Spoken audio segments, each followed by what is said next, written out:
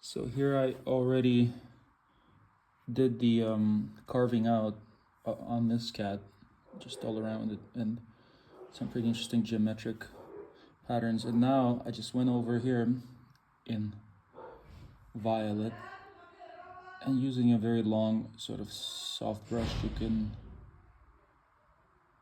can do this even though I'm holding a phone in one hand, which is not the easiest task here. But because I have it all cut out all around this cat, like it's so much easier. So this is what I was talking about in the other video. You can use these as guidelines. The cutouts can be guidelines for actual painting, like if you need a straight line on something. Of course, you can only do this on wood. Will not work on canvas. And to begin with, this cat was a palette. You know, I was mixing my colors on it.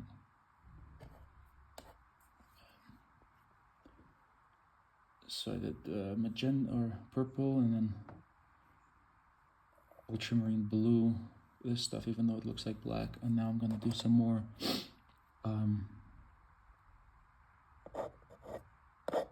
of this purple. I think I should probably clean the brush though.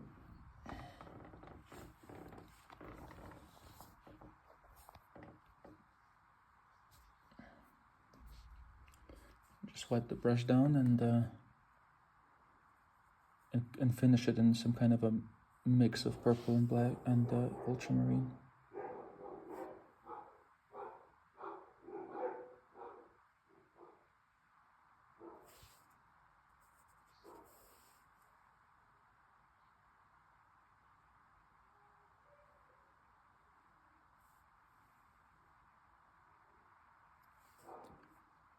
That's pretty cool. I don't know.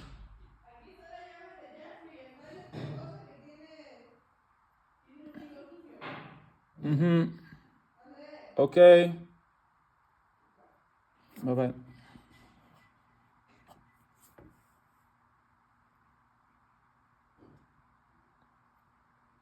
Okay, so here my hand slipped, and when I was cutting, and I didn't go over the black line, but went under it. So I'm gonna have to fix that.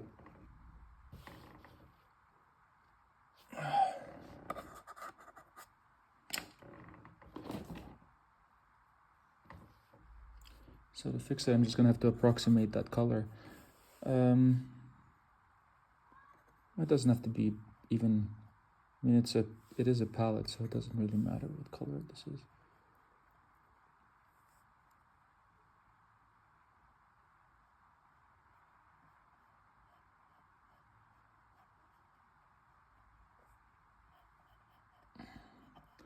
But whenever you fix a mistake, you gotta make it look like it wasn't a mistake.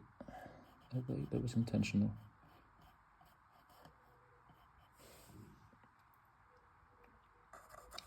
And usually when I work, like here I was using white, so I'm gonna take advantage of that. But I have white on my palette and use it somewhere else as well.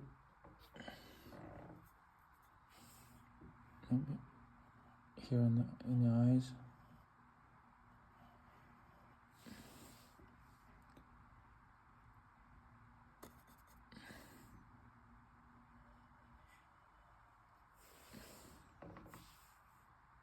In the ears.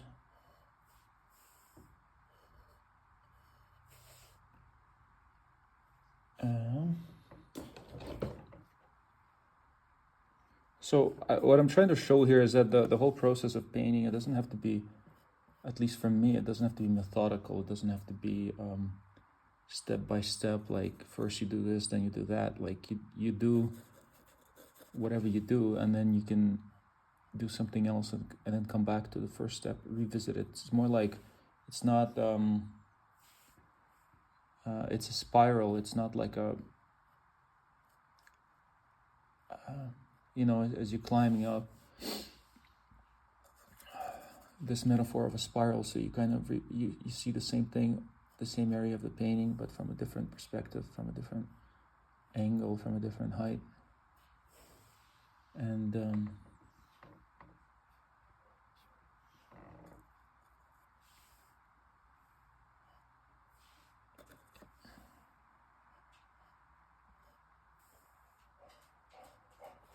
I have a visitor here. Hey.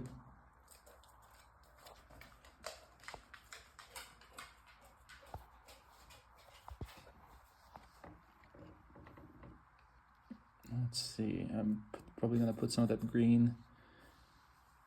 I noticed a couple of things, like this white spot, like on the ear. It doesn't need to be there.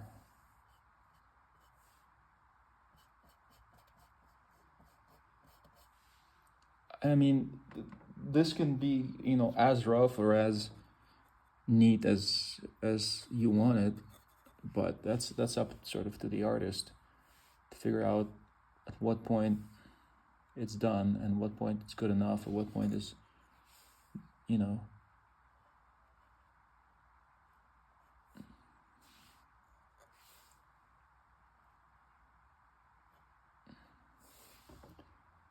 mean, I thought that I was done. I mean, I could have gotten away with it being done before the cutouts, before these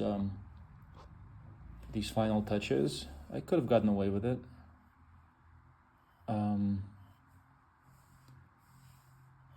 If somebody bought it, but the thing is, it's also like it's a price thing, because I would have put like a low price on it and just see if somebody buys it for that price. If they like it enough, they'll buy it. But I mean, if I worked on it more and it's a better, stronger painting, it's going to be more expensive, I'm going to sell it for more.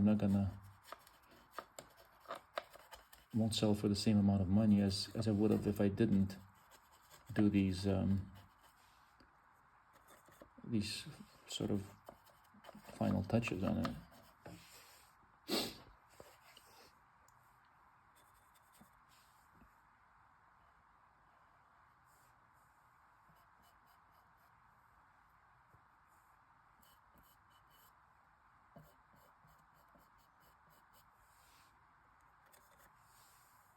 And it's interesting, like my brain has the ability of, like, when I put a color on the canvas, on the pen, or whatever, like this blue, I just kind of like, it's not that I actively imagine anything, but I can sort of tell that it would look good in other places. So I tried it out here near the eye, and then everything else that I just did kind of followed, because I wasn't thinking of doing it, but it just kind of intuitively made sense.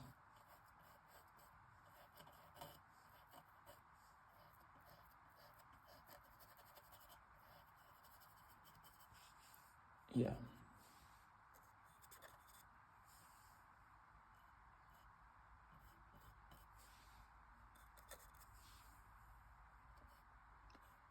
Yeah, so now I think this cat has a lot of character. I think he's really cool. Gonna mix something like a purple here with that magenta or the violet and the blue. Just maybe give it a few touches here and there.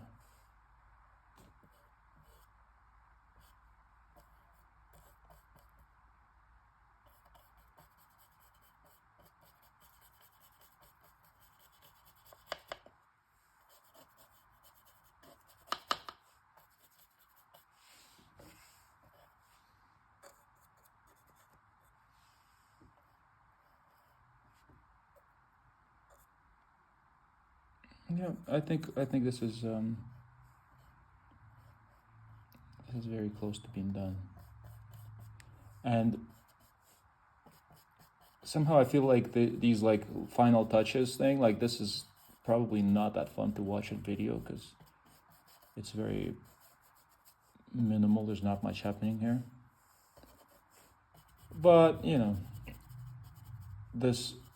it was all rough palette stuff, so a little bit of smooth paint here and there, like I think it gives it a nice contrast. So the contrast of smooth texture and rough texture, and then we got a contrast of smooth painting and rough painting, kind of orderly and disordered. A lot of contrasts in this like little simple piece that, again, it's something I enjoy because you know, people in general, they wouldn't think that a cat is that's a sort of an artistic subject, that's a good enough subject for serious art. But then you look at somebody like Paul Klee, who did all kinds of whimsical things, and he's in the museums, and he's a master. And Klee would approve of this, you know, and it's really not any different than an abstract like a Rothko or a Jackson Pollock, that they don't have a subject, they just work on they're just interested in the painting itself, and in the abstraction, in the colors, and in the feeling that portrays, whatever it is. But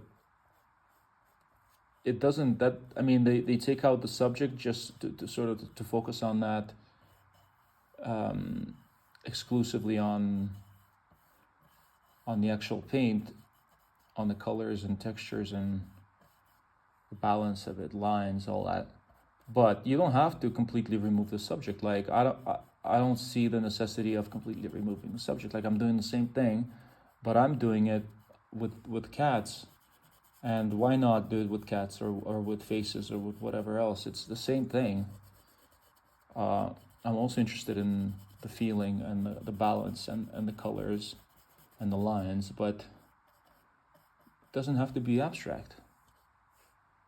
For me, abstract, I don't know, for me abstract is not, I don't know, it's like not interesting enough, because I think nothing's really abstract. I mean,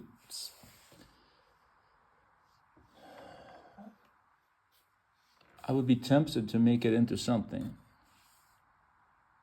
Me personally, that's just me. That's why I don't do hardly ever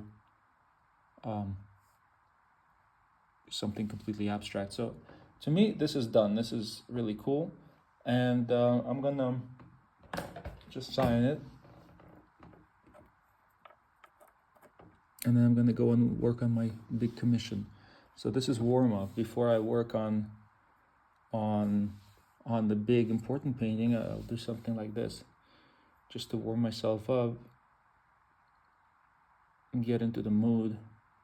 And you have a little success, like you do something that you like and it feels good. It's like, that was good, that came out nice. Like, so that makes you, or makes me, want to have success on a larger scale. Gives me the confidence that the large one's going to be successful, because it's that what I'm doing.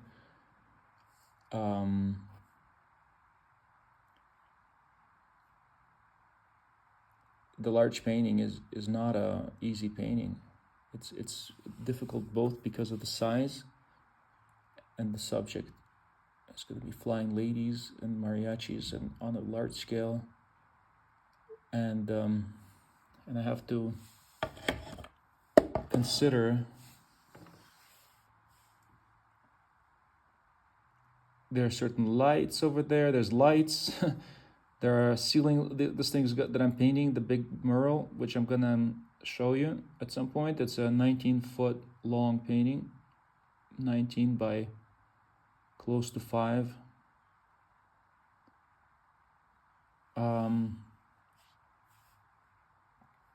That it has to go around like lights and around vents and fire alarms. So I have to design it so that it works with the ceiling in that particular house. So it's a kind of large and important project. I don't know if I like that. It has kind of too much writing. So, okay, let's say I did that and I don't like it. I think it's too much. So what we're gonna do? It's gone. Just wipe it down with a rag. So I did something I didn't like. Not a big deal. But where do I sign it? That's the question. I didn't like it signed in the middle there, so I have to figure out a new location.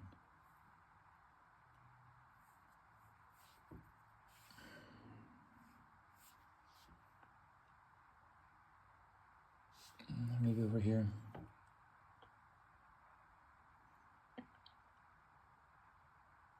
This will be harder to remove because if I don't like it, these lines, the cutouts, are gonna make the paint stick inside. The wood is gonna absorb it, and I'm not gonna be able to remove it quite so easily.